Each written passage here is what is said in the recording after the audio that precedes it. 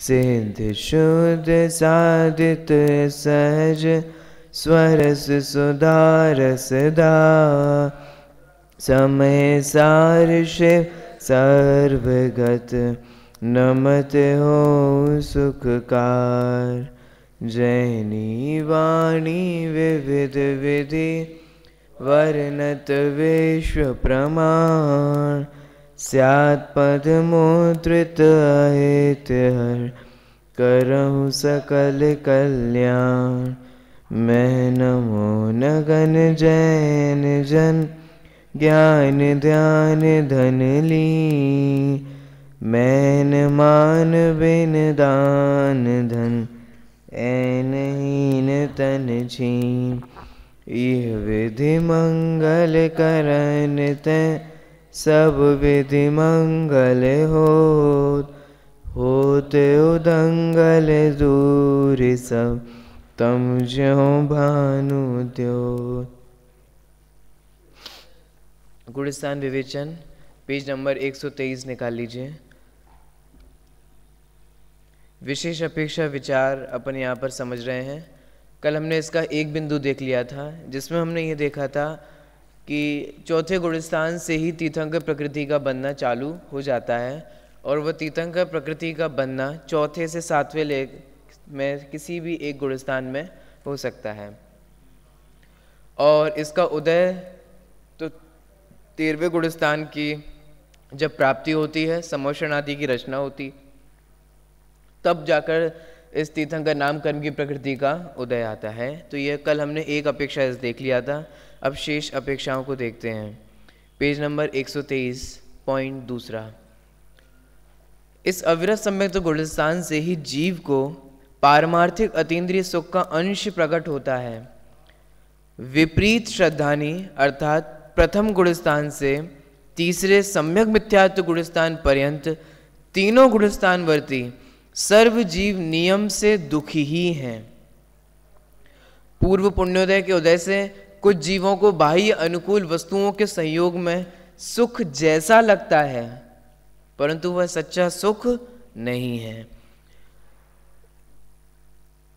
सच्चे सुख का प्रारंभ अगर होता है, सुख की प्राप्ति का मार्ग अगर प्रारंभ होता है, तो वह उस सच्चे सुख अंश की प्राप्ति का मार्ग इस चौथे गुणस्थान से चालू होता है और वो धीरे धीरे जैसे जैसे गुणस्थान बढ़ते चले जाते हैं वैसे ही सुख की पूर्णता, अनंतता और अव्यवबाधित्वपना आदि भी बढ़ता चला जाता है। वीतरागता, समता भाव ही सच्चा सुख है। यह सुख यथार्थ श्रद्धा के साथ ही उत्पन्न होता है।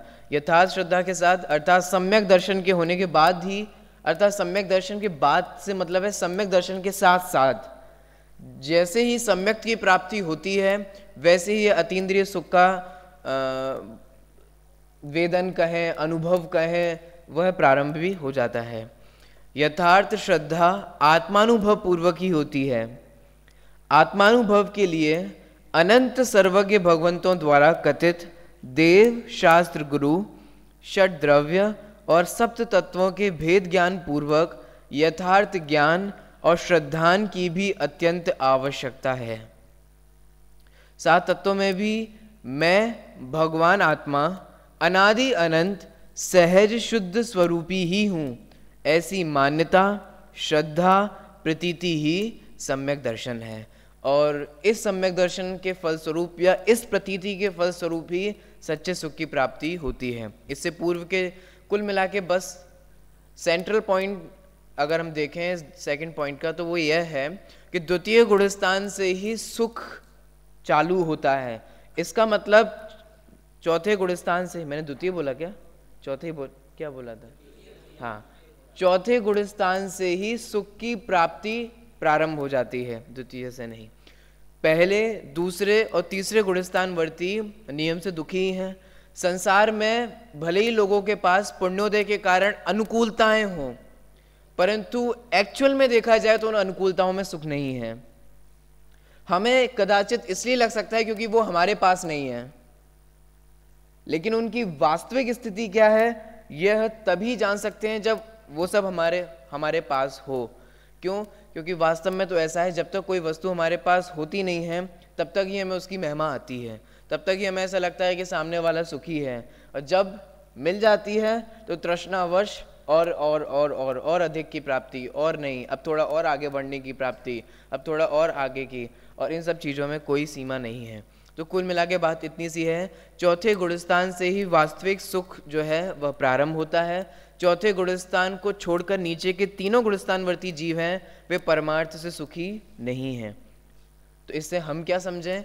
इससे हमें ये समझना चाहिए, हम छेडाला में पढ़कर भी आते हैं, वो पढ़कर सिर्फ दूसरों के लिए नहीं पढ़ते हैं कि इस तीन भुवन में अनंत जीव हैं, और वे क्या चाहते हैं? वे जीव चाहते हैं कि अपन भी चाहते हैं? ये उन जीवों की ही बात चल रही है कि अपनी भी बात चल रही है? कि अपने साथ भी यही बात लागू होती है कि हम भी 24 घंटे सुखी चाहते हैं? इसका मतलब ये है, हम सुखी होने के लिए किस मार्ग को अपनाते हैं। और फिर बहुत बहुत बहुत बहुत कई बार भव भी निकल जाता है, समय भी निकल जाता है ना, सब कुछ पुरुषार्थ हमारा उस विपरीत रूप हो जाता है, तब जाकर हमें समझ में आता है कि इन वस्तुओं की प्राप्ति के होने के बावजूद भी हम सुखी नहीं हुए। बहुत सारे लोगों के ये प्रश्न रहते हैं कि इतना सब कुछ हमें आज मिल गया फिर भी हम सुखी क्यों नहीं हैं? क्यों? क्योंकि हमारा सुख खोजने का डायरेक्शन गलत है। सुख क्या है वाले निबंध में ये लिखा है, हमारी दिशा ही गलत है सुख को खोजने की, इसलिए दशा भी उस रूप से प्रकट नहीं हो रही। हमारे सुख की खोज है मिथ्यात्व गुणस्थानवर्ती जीवों को देखकर सुखी होने की खोज, और जबकि सुखी होने का प्रारंभ होता है चतुर्थ गुणस्थान से। तो कुल मिला के अगर हम लोगों को भी सुखी होना हो तो हमें भी सम्यक्त प्राप्ति का उपाय करना चाहिए। आगे बढ़ते हैं, तीसरा पॉइंट, सम्यक्त प्राप्ति के कारण ही जीव अंतरात्मा संज्ञा को प्राप्त होता है। ये आप लोग पढ़कर आ चुके हैं वितरा विज्ञान पाठमाला में, आत्मा परमात्मा वाले पाठ में। चौथे गुणस्थान से लेकर 12वें गुणस्थान पर्यंत के सर्व जीव अंतर आत्मा ही हैं। इनमें भी चौथे गुणस्थानवर्ती जीव जघन्य अंतरात्मा है। 5वें और 6वें गुणस्थानवर्ती जीव मध्यम अंतरात्मा है, और 7वें गुणस्थान से लेकर 12वें गुणस्थानवर्ती महामुनिराज उत्तम अंतरात्मा है। ये सब आप लोग पढ़कर आए हो छेडाला आदि में भी। आगे बढ़ते हैं, तो चौथे गुणस्थान से अंतरात्मा संज्ञा प्रारंभ हो जाती है। तीसरे पॉइंट में इतना सा कहा। अब इस गुणस्थान का नाम है अविरत सम्यक्त्व, और सबसे पहला शब्द है अविरत। और अविरत का मतलब क्या है? व्रतों का ग्रहण नहीं होना।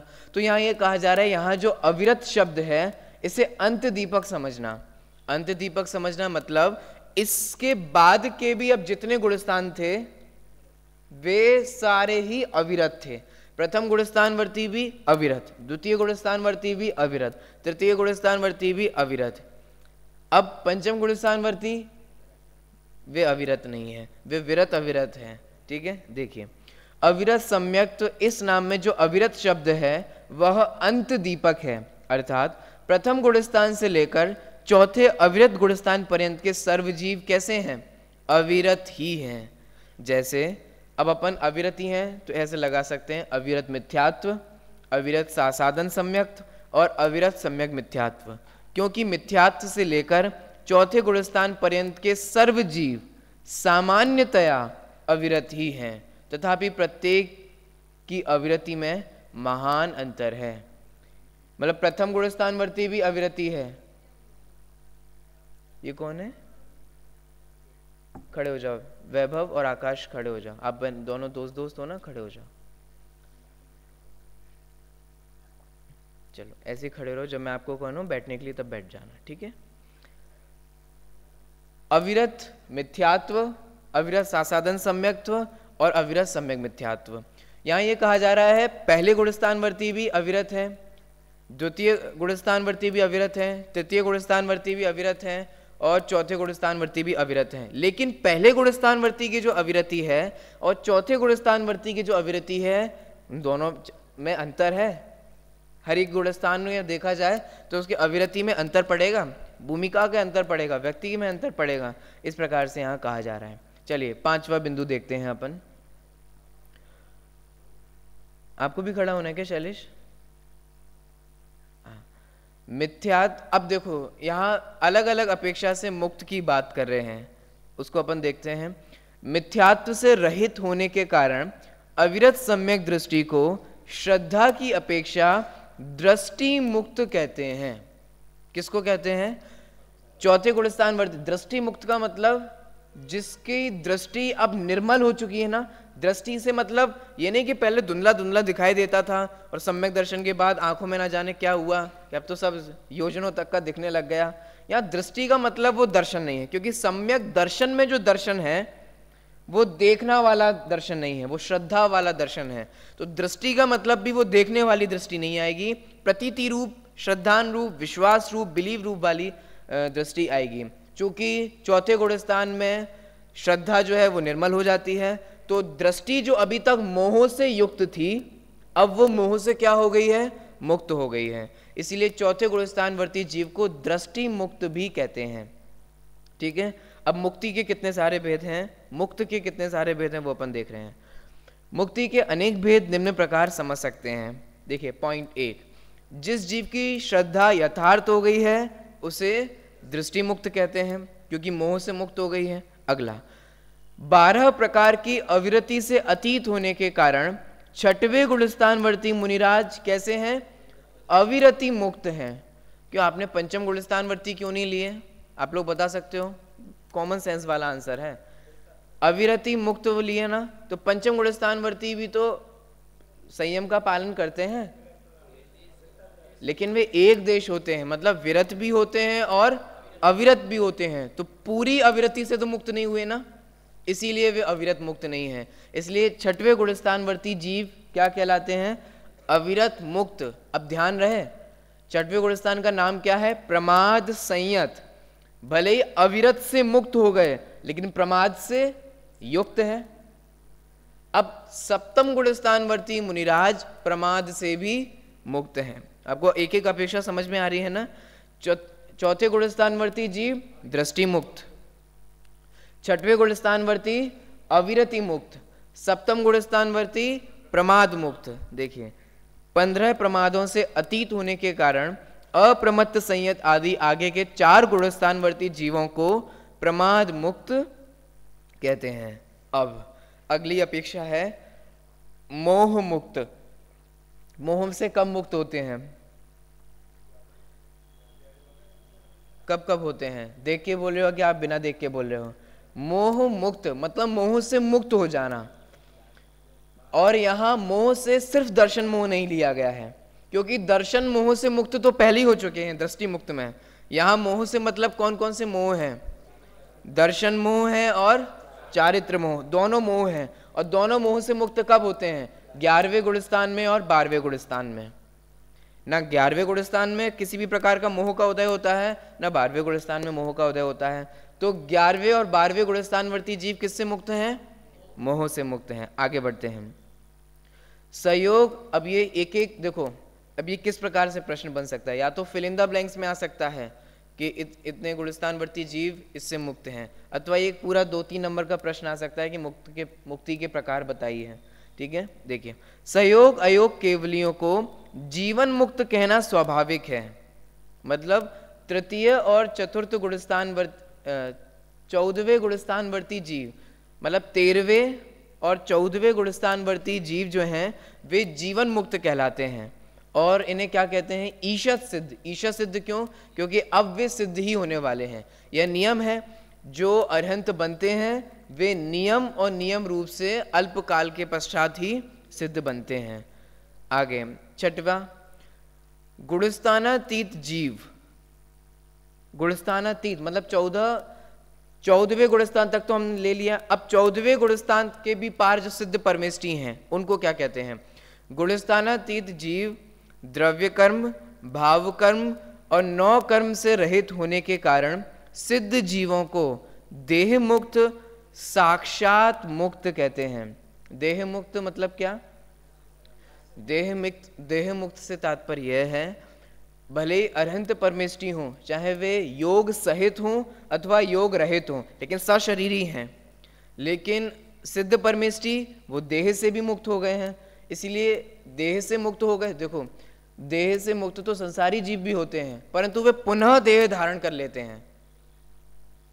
और तो और तेजस और कारमान शरीर तो साथ रहते ही रहते हैं, लेकिन सिद्ध परमेष्टि द्रव्य कर्म, भाव कर्म, नौ कर्म सभी प्रकार के कर्मों से रहित हो गए, सभी प्रकार के शरीरों से रहित हो गए हैं। इसलिए वास्तविक देह मुक्त तो सिद्ध परमेष्टि ही कहला सकते हैं। इसलिए मुक्त का स्वरूप समझ में आ गया, कितने कितने प्रकार से मुक्त हैं। स्टार्टिंग होती है चौथे गुणस्थान से, और मुक्ति के प्रकार चले गुणस्थान अतीत सिद्ध परमेष्टि से। किसी को याद हुए? बहुत आसान है, अगर समझ में आ गए हो तो तुरंत याद हो गए होंगे। चौथे गुणस्थान से लेकर गुणस्थान अतीत सिद्ध परमेष्टि तक कैसे कैसे मुक्त का स्वरूप घटित किया।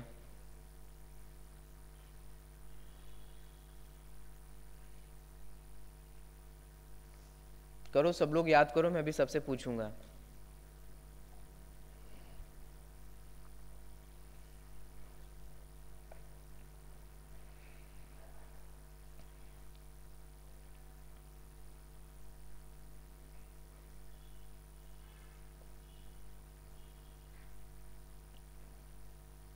चलिए आगे बढ़ते हैं अपन।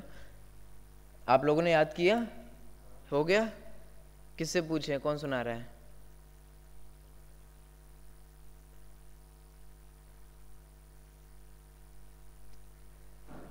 स्वप्निल बताइए। मैं सिर्फ पूछूंगा, आपको ये बताना है कि कौन से गुणस्थान वर्ती हैं। जीवन मुक्त कौन है? इन्हें क्या कहा जाता है? नहीं, एक कुछ और है, ईशत सिद्ध भी कहते हैं। ठीक है, सहयोग अयोग के लिए वो भी ठीक था। चलिए अगला प्रश्न, छठवें गुणस्थान वर्ती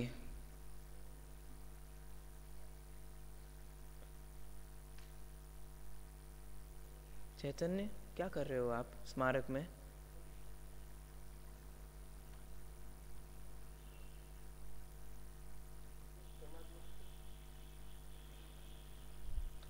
भूपेंद्र, सिद्ध परमेष्टि कौन है? देह मुक्ति। चलिए आप लोग को याद हो गया होगा, बाकी तत्समय की योग्यता। छठवां पॉइंट, भव्यत्व शक्ति की अभिव्यक्ति का प्रारंभ चौथे अविरत सम्यक्त गुणस्थान से ही होता है। मतलब चौथे गुणस्थान, भव्यत्व मतलब किसे कहते हैं? जो जीव सम्यक दर्शन, सम्यक ज्ञान और सम्यक चारित्र्य को प्राप्त करने की पात्रता रखता है, उसे तो क्या कहते हैं? भव्यत्व। पात्रता होती है भव्यत्व शक्ति, और उस पात्रता की अभिव्यक्ति का प्रारंभ हो जाता है चौथे गुणस्थान से। क्यों? क्योंकि चौथे गुणस्थान में सम्यक दर्शन हो गया, ज्ञान भी सम्यक हो गया और अंशतः चारित्र भी हो गया। इसीलिए सम्यक दर्शन, सम्यक ज्ञान, सम्यक चारित्र, चूंकि तीनों ही चौथे गुणस्थान में होते हैं, इसीलिए भव्यत्व शक्ति की अभिव्यक्ति का प्रारंभ जो है वो चौथे गुणस्थान से हो गया। देखिए, भव्यत्व शक्ति की अभिव्यक्ति का प्रारंभ चौथे अविरत सम्यक्त गुणस्थान से ही होता है। जो जीव मोक्ष मार्ग प्रकट करने की शक्ति रखता है उसे भव्य जीव कहते हैं। चौथे गुणस्थान में मोक्ष मार्ग प्रारंभ होता है और सिद्ध अवस्था में भव्यत्व शक्ति का फल प्राप्त होता है। इस अपेक्षा से सिद्ध अवस्था में भव्यत्व शक्ति का अभाव बताया गया है। किसमें? सिद्ध अवस्था में भव्यत्व शक्ति का अभाव है। क्यों? क्योंकि भव्यत्व शक्ति का तात्पर्य होता है सम्यक दर्शन, ज्ञान, चारित्र्य प्राप्त करने की पात्रता। जब संपूर्णता प्राप्त कर ही लिए तो फिर भी वो पात्रता बनी रहे। पात्रता बनी रहे से तात्पर्य क्या? वो योग्यता। अरे अब तो वो योग्यता तो विकसित हो गई ना, वो शक्ति तो अब व्यक्त हो गई ना। तो इसीलिए यहाँ ये कहा जा रहा है सम्यक दर्शन, सम्यक ज्ञान, सम्यक चारित्र पूर्ण होने के बावजूद भी अगर अब भी वो योग्यता बची रहे, तो इसका मतलब सम्यक दर्शन, ज्ञान, चारित्र भी पूर्ण नहीं हुए, अब भी वो योग्य है प्राप्त करने के लिए। तो इसीलिए यहाँ ये कहा जा रहा है सिद्ध परमेष्टि जो है उनमें भव्यत्व शक्ति नहीं होती, भव्यत्व शक्ति का अभाव हो गया होता है, क्योंकि भव्यत्व शक्ति का मतलब जो होता है वो पूर्ण प्राप्त कर चुके होते हैं।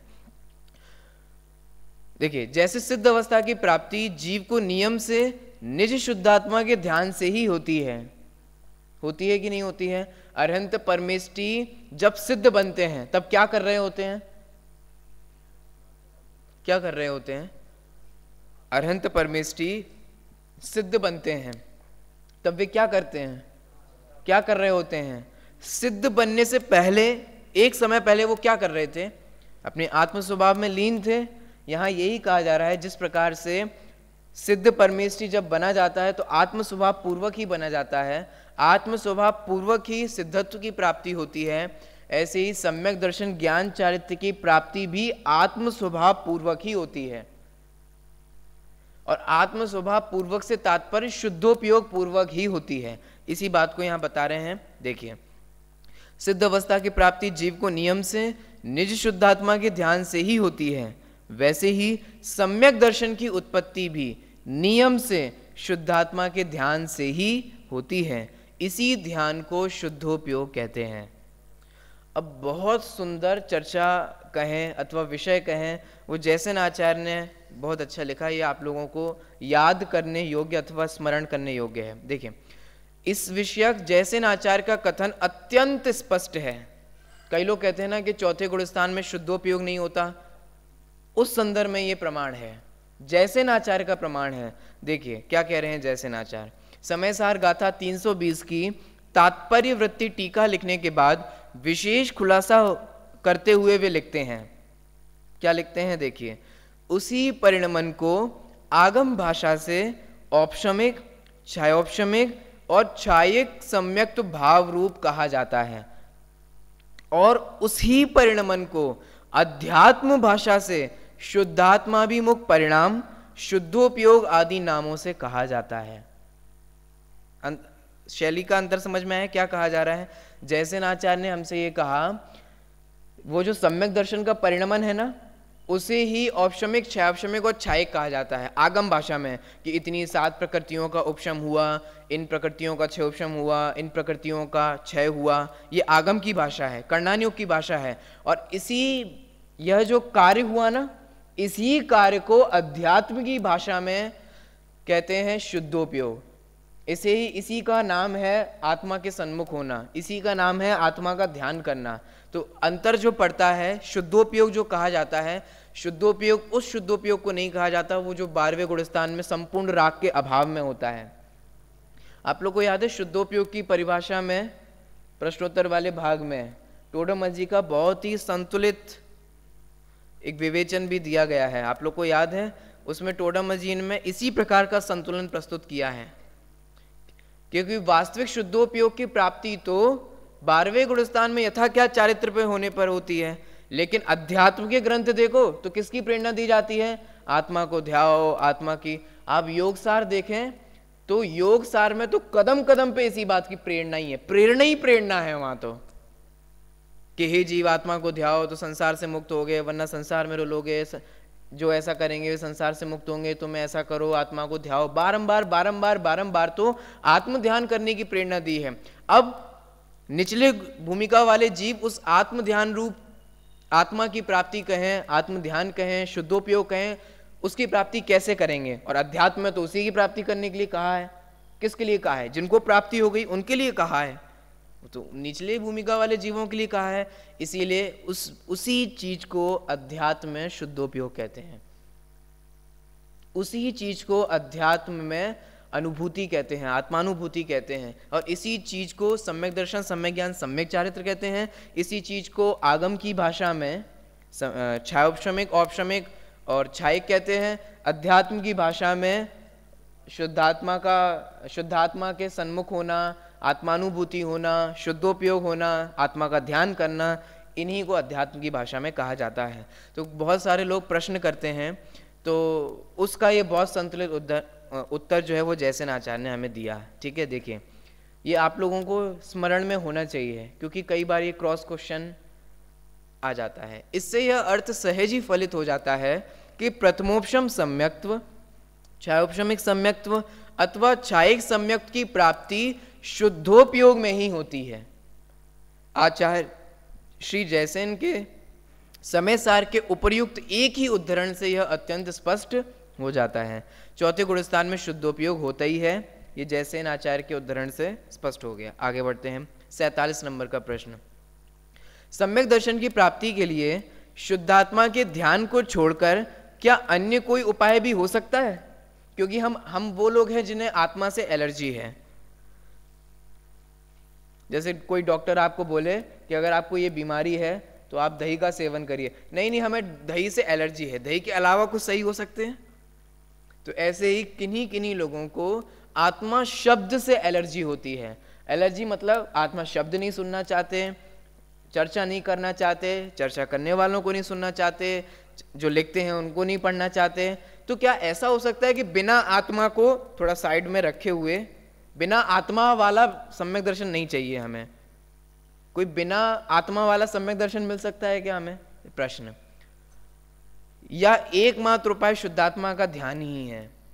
उत्तर, जिस प्रकार सम्यक चारित्र की उत्पत्ति और उसकी पूर्णता का उपाय एक निज शुद्धात्मा का ध्यान ही है, उसी प्रकार सम्यक दर्शन की उत्पत्ति का उपाय भी एक निज शुद्धात्मा का ध्यान ही है, अन्य कोई उपाय नहीं है।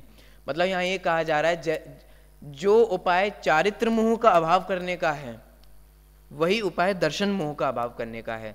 दर्शन मोह का अभाव करने के लिए विधान करना पड़ता हो अथवा कुछ और कार्य करना पड़ता हो, और चारित्र मोह के नाश करने के लिए कुछ और करना पड़ता हो, ऐसा नहीं है।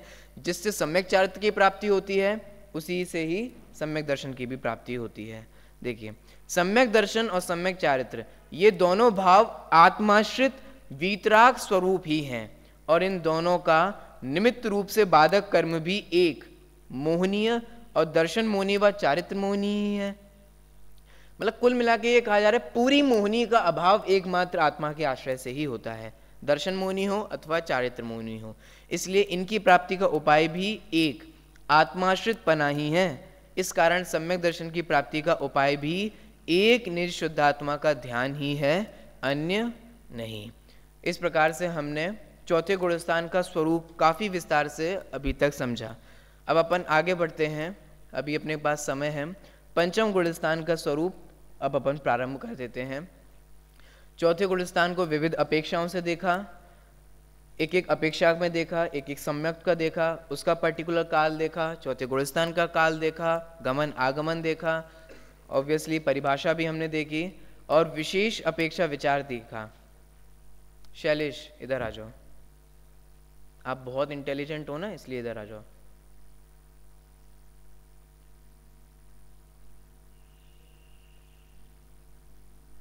आपको गुणस्थान विवेचन नहीं मिली तो आप क्यों नीचे आए?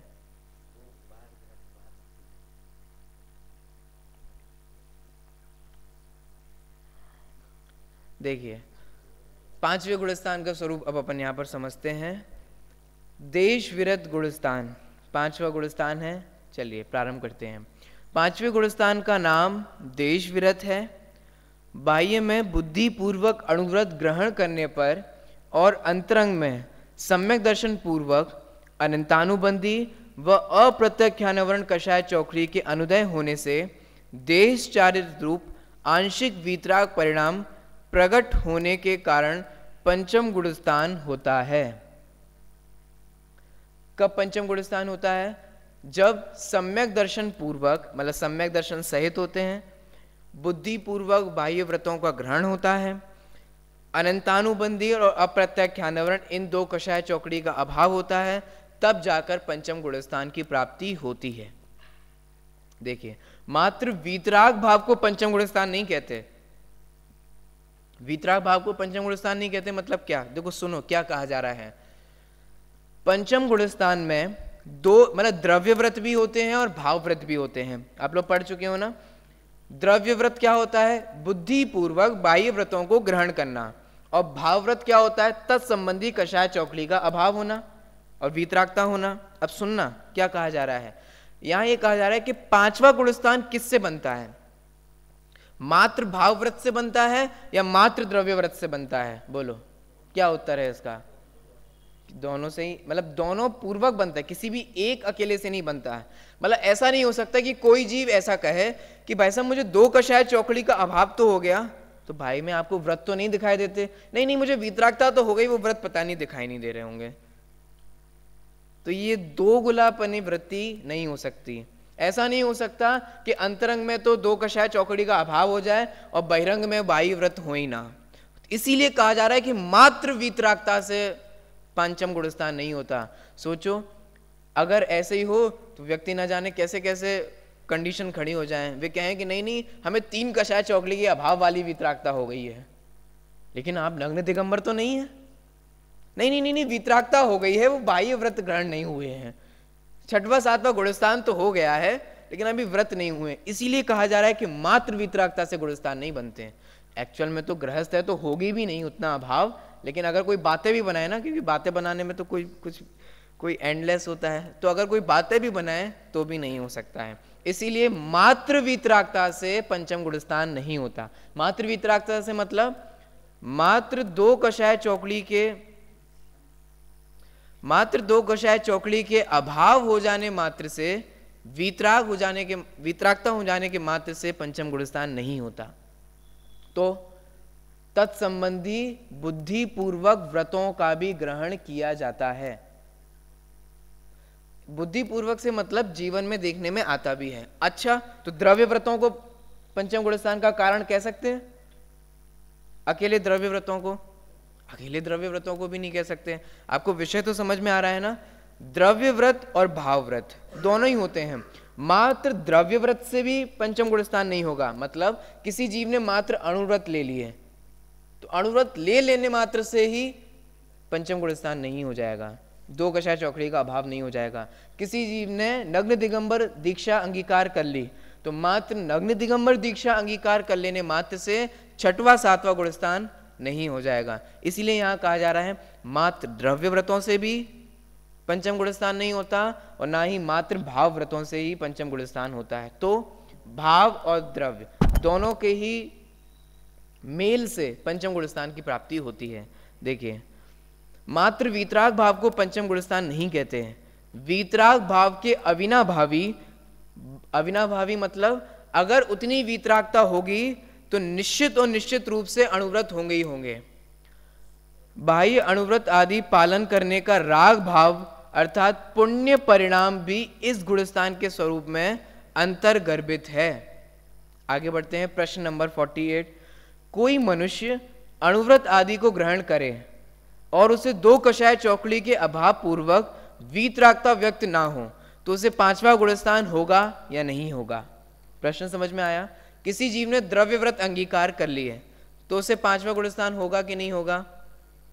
नहीं होगा। देखिए उत्तर, नहीं होगा, क्योंकि मात्र अणुव्रत आदि के ग्रहण करने रूप राग अर्थात पुण्य परिणाम को देश व्रत गुणस्थान नहीं कहते,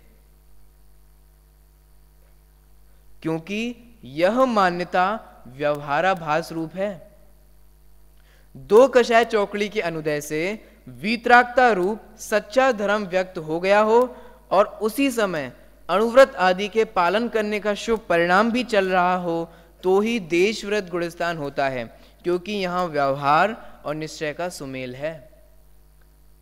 अथवा द्रव्य और भाव दोनों ही व्रतों का ऐसा ही मेल है। आगे बढ़ते हैं। अणुव्रत आदि या महाव्रत आदि पांचवें अथवा छठवें सातवें गुणस्थान के उत्पादक कारण नहीं है। मतलब अणुव्रत ग्रहण कर लिए अथवा महाव्रत ग्रहण कर लिए, इससे तुरंत छठवां सातवां गुणस्थान हो जाएगा अथवा पंचम गुणस्थान हो जाएगा, ऐसा नहीं। मतलब अणुव्रत पांचवें गुणस्थान को उत्पन्न नहीं करते हैं, बल्कि जब पांचवा गुणस्थान होता है तो जीवन में अणुव्रत अपने आप होते हैं। महाव्रत छठवें सातवें गुणस्थान को उत्पन्न नहीं करते। उत्पन्न का मतलब समझ में आ रहा है कि अगर किसी ने महाव्रत अंगीकार कर ली तो तुरंत ही छठवां सातवां गुणस्थान हो जाएगा, बल्कि है तो ऐसा कि अगर कोई जीव छठवें सातवें गुणस्थान वर्ती होंगे तो उनके जीवन में महाव्रत होंगे ही होंगे, ऐसा है। देखिए, अणुव्रत आदि या महाव्रत पांचवें अथवा छठवें सातवें गुणस्थान के उत्पादक कारण नहीं है, मात्र ज्ञापक कारण है। ज्ञापक कारण अर्थात निमित्त, और निमित्त को उत्पादक कारण मानना महान अज्ञान है। ठीक है, आगे बढ़ते हैं। आचार्य श्री नेमीचंद्र ने गौमटसार जीवकांड गाथा 30 में देश विरत गुणस्थान की परिभाषा निम्न अनुसार दी है। पर एक बार आप गाथा पढ़िए।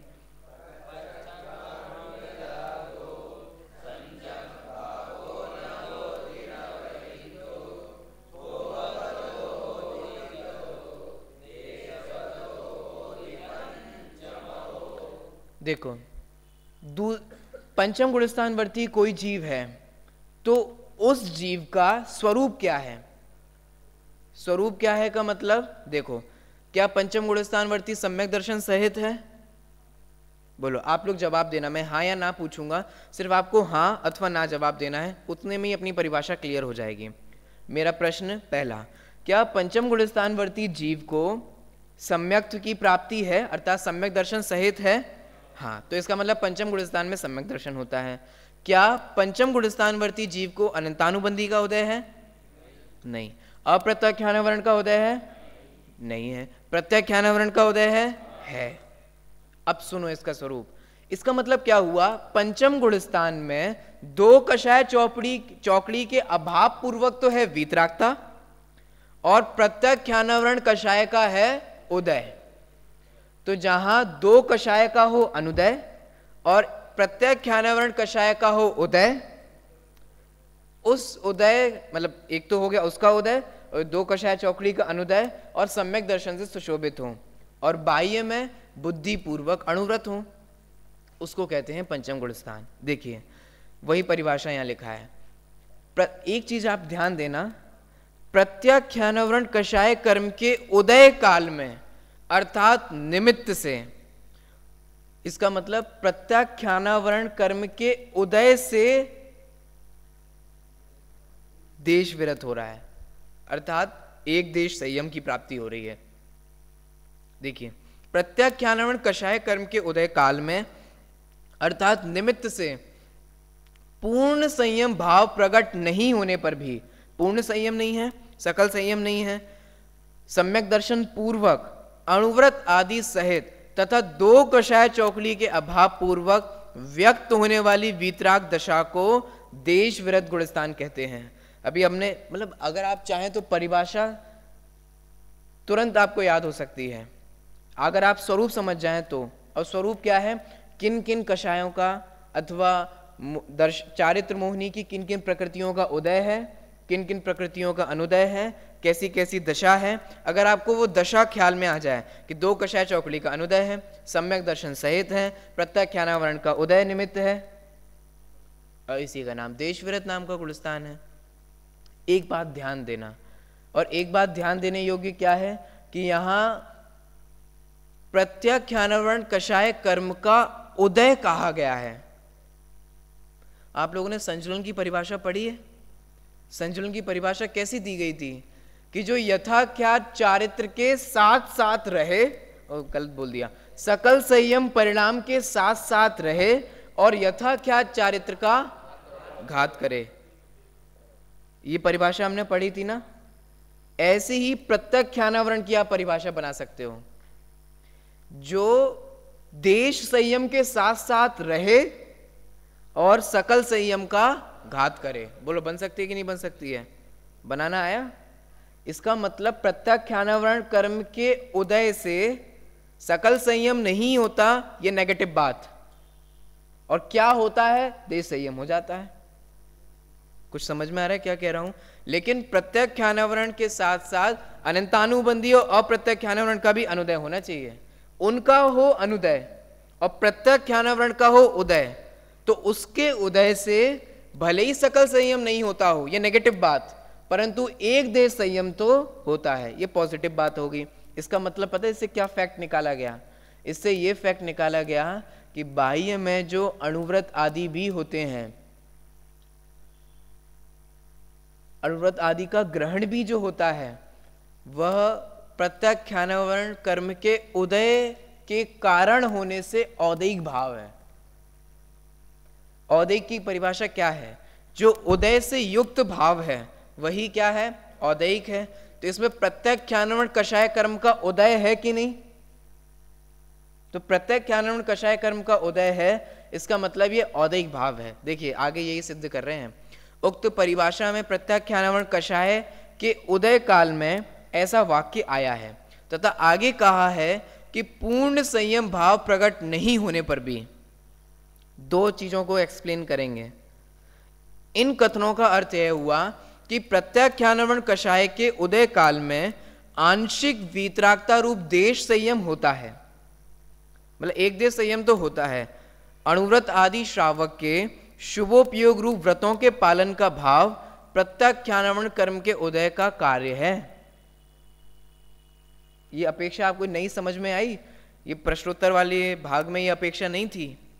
आपको समझ में आया कि नहीं आया कि किस अपेक्षा की ओर यहाँ कहा जा रहा है? यहाँ ये कहा जा रहा है कि प्रत्यक्षान्वरण कर्म के उदय से देशव्रत हुए। जैसे संचलन की परिभाषा हमने बनाई थी ना, ऐसी हमें यहाँ देखना होगा। प्रत्यक्षान्वरण कर्म के उदय से सकल संयम नहीं होता, परंतु देश संयम होता है, ऐसा कहा जा रहा है। देखो, यह विचारणीय है कि अणुव्रत आदि के पालन का भाव कौन सा भाव है? औदैहिक भाव है। क्यों? क्योंकि वो भाव क्यों हो रहा है? प्रत्यक्षान्वरण कर्म के उदय से। देखो, जो कर्म के उदय के निमित्त से होता है वह वीतराग भाव रूप निश्चय धर्म कैसे हो सकता है? इसका मतलब निश्चय धर्म, वास्तविक धर्म तो अलग है। देखिए अब क्या है, जो कर्मोदय के निमित्त से होगा वह तो शुभ अथवा अशुभ भाव रूप विभाव ही होगा, वह वीतराग भाव रूप धर्म नहीं हो सकता। व्रत पालन के शुभ परिणाम व बाह्य क्रिया को तो उपचार से व्यवहार धर्म कहा है। इसे व्यवहार धर्म भी इसलिए कहा है कि इसके साथ में दो कषाय चौकड़ी के अभाव पूर्वक आंशिक वीतराग रूप निश्चय धर्म होता है।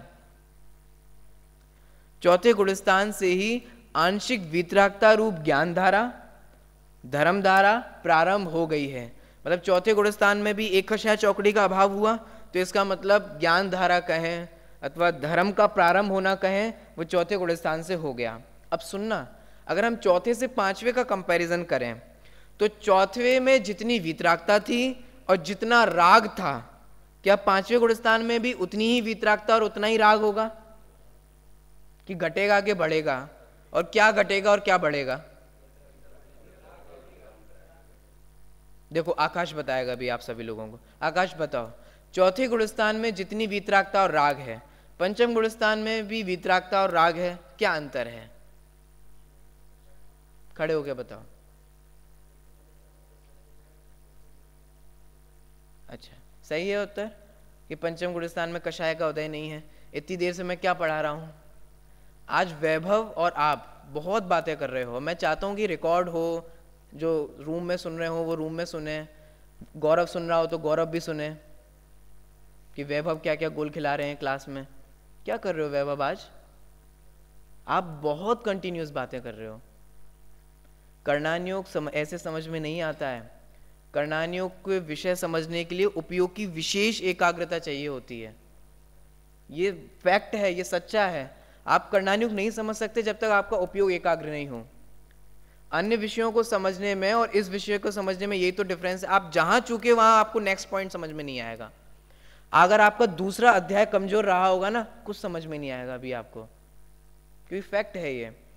उपयोग की बहुत एकाग्रता चाहिए होती है। आप लोगों से प्रीति है, आपका वो विषय छूट रहा है ना, इसलिए मुझे पीड़ा हो रही है। अगर प्रीति नहीं होती तो मैं इग्नोर भी कर सकता था, लेकिन वो आपका विषय छूट रहा है और आप उत्तर नहीं दे पाए। जबकि आपका, मुझे पता है कि आप बहुत इंटेलिजेंट हैं, लेकिन उपयोग की एकाग्रता होना जरूरी है। कर्णानुयोग का विषय पढ़ रहे हैं। आकाश के माध्यम से और वैभव के माध्यम से मैं आप सभी लोगों से कहना चाह रहा हूँ, आज ही के लिए नहीं, वैसे भी कर्णानुयोग चाहे आप अगले साल गौमटसार पढ़ेंगे ना, तब भी उपयोग की एकाग्रता की होना बहुत जरूरी है। तो कर्णानुयोग के विषय उपयोग की एकाग्रता रखते हैं और इसी के कारण शुभ बंध होता है। इसी के कारण ही सातिशय पुण्य का बंध जो टोडामल जी ने लिखा ना, वो इसी कारण से होता है, क्योंकि विशेष उपयोग लगता है ना, तो विशेष कषायों की मंदता होती है जिससे सातिशय पुण्य बनता है। वरना विराधना से सातिशय पाप भी बनता है। बैठिए। तो कुल मिला के मैं तो आपसे ये कह रहा था कि चौथे गुणस्थान में जितना राग था, जितनी वीतरागता थी, पंचम गुणस्थान में जितना राग है और जितनी वीतरागता है, उन दोनों में कुछ डिफरेंस है कि नहीं है? कुछ घटा कि कुछ बढ़ा? क्या घटा और क्या बढ़ा? तो सुनो, बेसिक सी बात है। चौथे गुणस्थान में जितना राग था, पंचम गुणस्थान में उतना राग घटा। चौथे गुणस्थान में जितनी वीतरागता थी, पंचम गुणस्थान में वीतरागता बढ़ी। ये तो कॉमन सेंस वाली बात है, क्योंकि नीचे गुणस्थान से अगर ऊपर के गुणस्थानों में आएंगे तो वीतरागता निश्चित रूप से वृद्धि होगी, और राग और वीतराग, तो जैसे जैसे वीतराग बढ़ेगी, वीतरागता बढ़ेगी, वैसे वैसे राग घटता चला जाएगा। तो इसीलिए जितनी चौथे गुणस्थान में धर्म धारा थी अथवा ज्ञान धारा थी, वीतरागता थी, पंचम गुणस्थान में धर्म धारा, ज्ञान धारा, वीतरागता उससे अधिक है। चौथे गुणस्थान में जितना राग था, चारित्र मोह का उदय, पंचम गुणस्थान में उतना राग नहीं है। देखिए वही यहाँ कह रहे हैं, चौथे गुणस्थान से ही आंशिक वीतरागता रूप ज्ञान धारा और धर्म धारा प्रारंभ हो गई है। चौथे में राग धारा अर्थात कर्म धारा विशेष अधिक थी। देखो विशेष अधिक थी एज कंपैरिजन टू पांचवें गुणस्थान के रूप में। पहले की गुणस्थान की अपेक्षा से देखें तो कम है। आपको समझ में तो आ रहा है ना? जैसे जैसे ऊपर बढ़ते जाएंगे वैसे वैसे नीचे गुणस्थान कंपैरिजन करेंगे तो ऊपर वाले में ज्यादा होगी, नीचे वाले में कम होगी। तो आप ये मत समझना कि कम है तो फिर क्या करना करके, कम है का मतलब पांचवे के कंपैरिजन में कम है और पहले के कंपैरिजन में तो बहुत अधिक है। देखिए चौथे में राग धारा अर्थात कर्म धारा विशेष अधिक थी। अब देश विरुद्ध गुणस्थान में वीतराग धारा क्या हुआ, घट गई कि बढ़ गई? बढ़ गई। क्यों बढ़ गई? क्योंकि एक कषाय चौकड़ी का अभाव हो गया। और राग धारा चौथे गुणस्थान की अपेक्षा घट गई कि हीन हो गई? एक ही बात है, घट गई अथवा हीन हो गई। इस प्रकार से हमने यहाँ पर आज पांचवें गुणस्थान के स्वरूप देखा। देश विरत होता है, द्रव्य व्रत और भाव व्रत एक साथ होते हैं। पंचम गुणस्थान की परिभाषा को देखा। शेष चर्चा जो पंचम गुणस्थान के संदर्भ में है वो अपन कल देखेंगे।